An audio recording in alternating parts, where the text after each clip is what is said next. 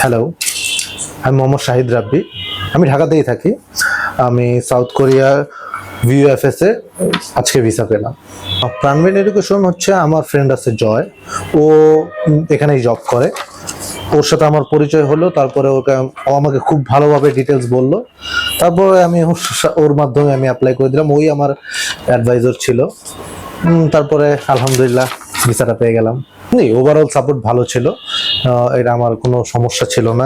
যখন যা লাগছে ওরা হেল্প করছে। ইভেন যে কোনো ইয়েতে আমার নিজের খুব বেশি একটাই হ্যাসেল নিতে হয় নাই। প্রাণবিন এডুকেশন সব হ্যাসেল নিয়েছে।